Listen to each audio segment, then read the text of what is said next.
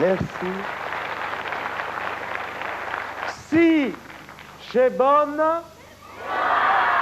et les Français ont une mémoire excellente.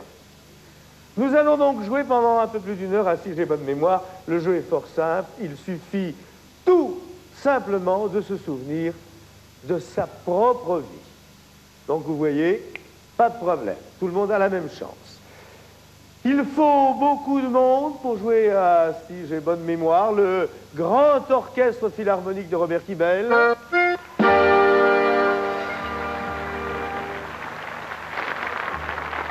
La présence radieuse de Julie Bataille.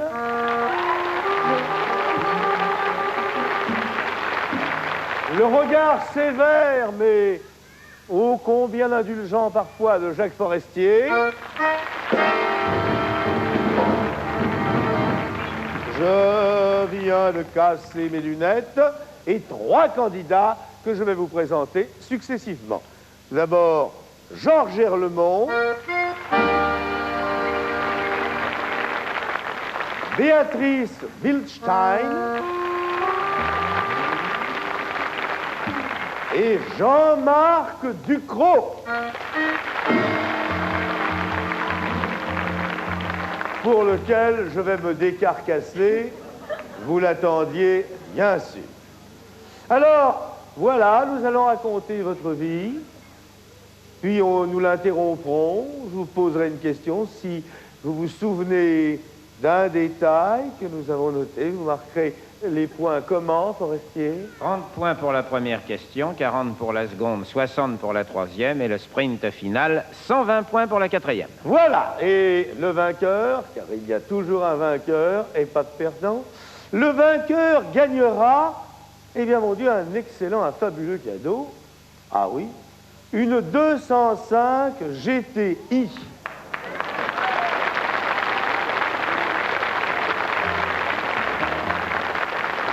205 GTI, c'est une voiture performante, très bonne tenue sportive, 5 vitesses, suspension spécialement étudiée avec système de fixation et d'ancrage, tenue de route, garde au sol, vitesse et la voiture agréable à conduire à cause des sièges baquets, de sa tenue de route et de sa haute technicité.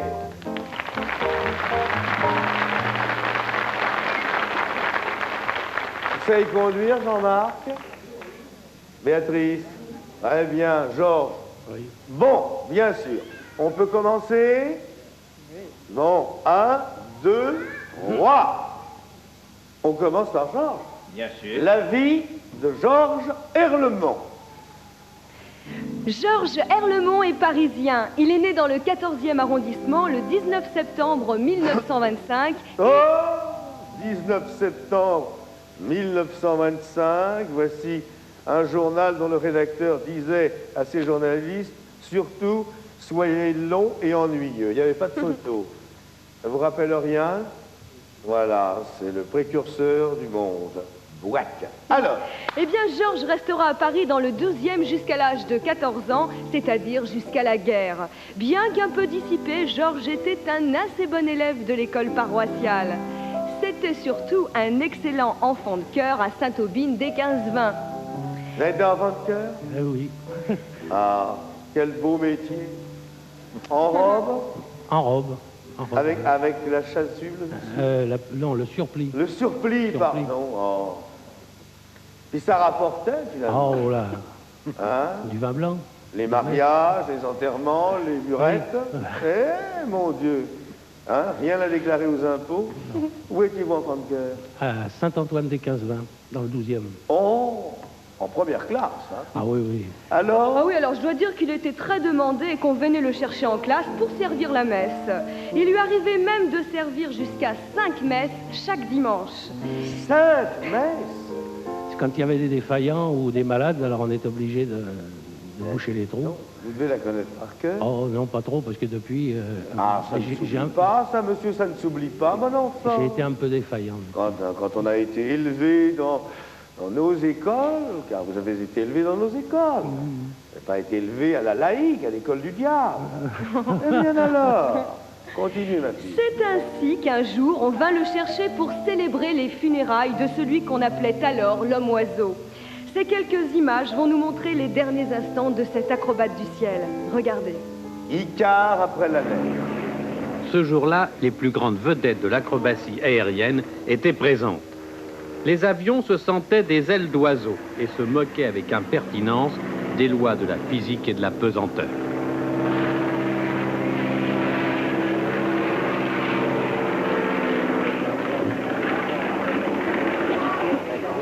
Mais celui que tout le monde attendait n'était pas un pilote, mais une sorte de héros moderne, un homme qui avait su relever le défi d'Icare, celui que tout le monde appelait alors l'homme-oiseau.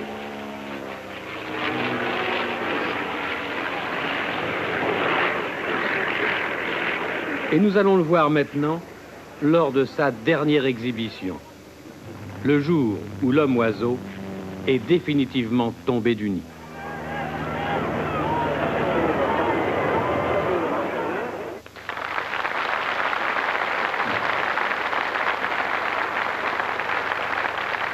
Eh oui.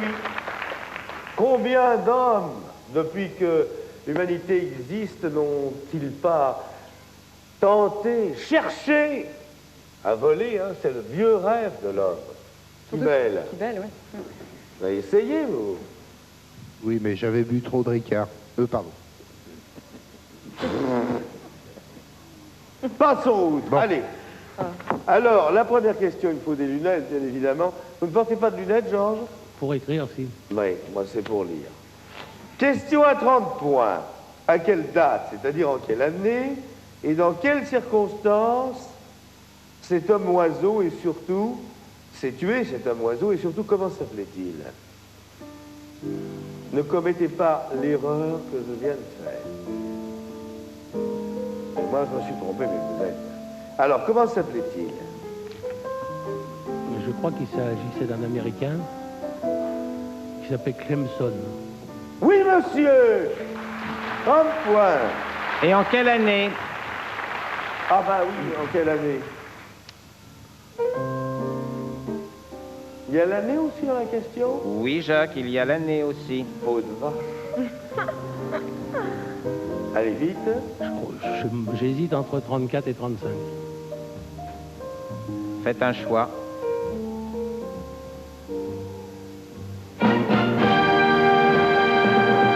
Disons 35. Oh, zut alors.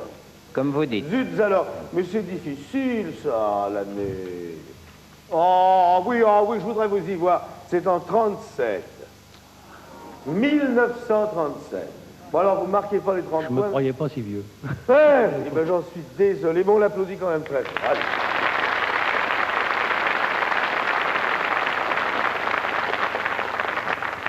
J'avais pas de pochette, alors j'ai mis un slip ce matin. Appartement à ma femme, c'est pour ça que c'est rose. Alors la deuxième question. Georges a appris bien d'autres choses au patronage, le football, il a même joué en compétition. Il y a eu également l'escrime et aussi la musique. Il a même appris le clairon. C'est un tambour-major du 46e régiment d'infanterie qui venait lui donner des cours. Il jouait ainsi les airs des défilés traditionnels. Vous habitiez dans un immeuble? Oui. Ça devait être agréable pour Ah les non, mais voisins du dessus. Non, je jouais pas dans l'immeuble. Ah bon? Non, je jouais qu'au patronage où on allait. Et alors là, j'en ai vraiment pas fait C'est beaucoup. dur le clairon. Oh là là, j'en ai fait 1 an à peine, oui. Bon, On pourrait peut-être jouer un air. faites voir si vous vous en souvenez. Allez, venez là, Georges. Venez là, tenez, en voilà un beau, avec une belle paire de pompons. Tenez, regardez ça. Jouez-moi quelque chose. Moi, j'adore le clairon. Hein? Attendez, il n'y a pas de micro. Merci. Il y a 40 ans, il y avait... Ça ne compte pas, 40 ans.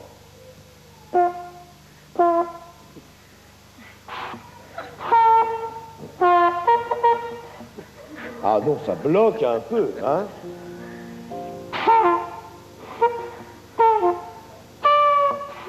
Il faut consulter un médecin, il y a quelque chose qui ne va pas là, hein? C'est dur le clairon, hein? C'est un instrument très ingrat. Moi je sais, j'étais premier trompette à Jéricho, venez là, Joséphine de Beaumarnais. Je vais essayer, hein? J'ai pas appris.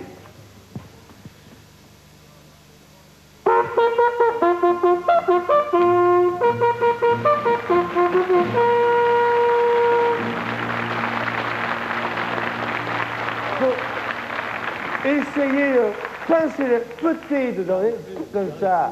Si, non, pincez. Oui.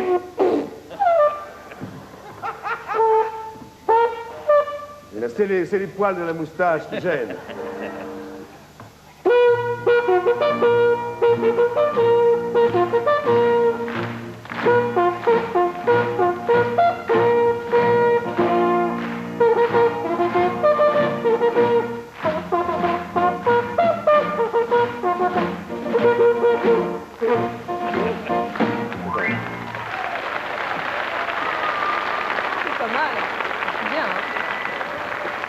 Allons. Eh bien, il lui arrivait de défiler lui-même dans Paris, notamment pour la fête de Jeanne d'Arc en 1937. Ces quelques images vont certainement lui rappeler cette époque.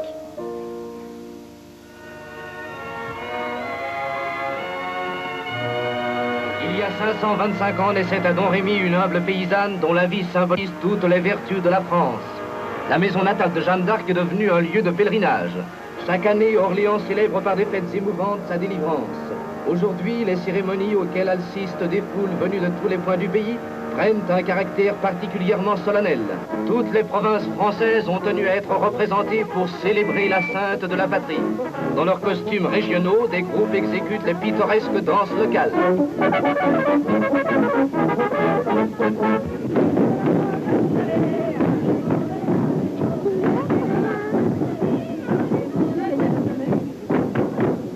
À Paris, M. Daladier, ministre de la Guerre, dépose une couronne au pied de la statue équestre de la place des Pyramides.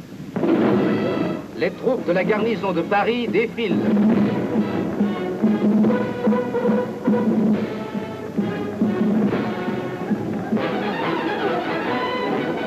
Le cardinal Verdier se recueille devant la statue de celle que l'Église canonisa en 1920.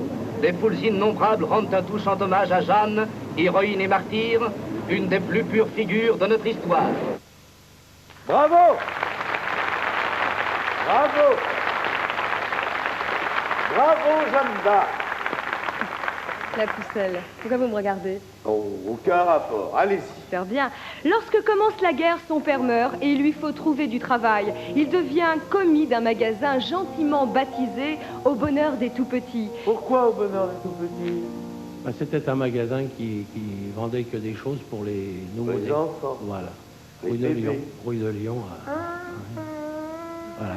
Ah, vous avez remarqué que je suis enceinte actuellement. Oui, ben, C'est pour ça que je suis une plus jeune primipare en France. Les loisirs étaient rares, c'était surtout le cinéma où Georges allait fumer en douce des cigarettes d'eucalyptus. Ah, les cigarettes d'eucalyptus, quand on n'a pas de tabac, la barbe de maïs, l'armoise. ça coûtait moins cher à ce moment-là que le tabac, quoi. Ben, bien sûr. Alors, on achetait des cigarettes d'eucalyptus et c'était pas interdit de fumer dans les cinémas à cette Bien- époque. Hein. Ah, c'était pas... Ah non, non, non. On pouvait fumer au cinéma. Avant la guerre, on pouvait fumer dans les cinémas. Tiens, c'est jamais... Mais pas l'eucalyptus, hein, Non, ça apportait des ennuis. l'eucalyptus, en plus, c'est désagréable pour les gens qui... Hein? Eh oui, c'est ça. Pas une bonne odeur, ça. Alors, petit... Eh bien, il avait aussi monté pour les prisonniers une petite troupe de théâtre avec la femme du notaire. Ainsi, il a joué le chapeau de paille d'Italie et surtout, il a chanté « Maréchal, nous voilà ». Ah, mais mes enfants, non. On va pas faire ça pour être déporté à Guernesey. Il y a eu le 10 mai 80. On peut l'évoquer, vous vous en souvenez? Vous savez, je l'ai pas chanté chanter à beaucoup. l'école. Ah, pas l'école, non, mais avant chaque... Arrête. Maréchal, nous voilà devant toi le pouvoir de la France. Non, vous savez que si vous applaudissez, vous allez être fusillé, vous, hein? À cette époque, vous chantiez aussi la célèbre chanson de Tino Rossi, Le Gardien. Oui, oui. Cette chanson, vous pouvez nous la chanter? C'est la question à 40 points. Elle vaut 40 points, quand même. Le Toute la premier chanson. couplet et le Ah refrain. non, le premier couplet, puis un petit machin du refrain. C'est le chant d'un gardien de Camargue. belle fille, attendez son retour. Attendez, pourtant prenez garde, car son chant c'est celui de la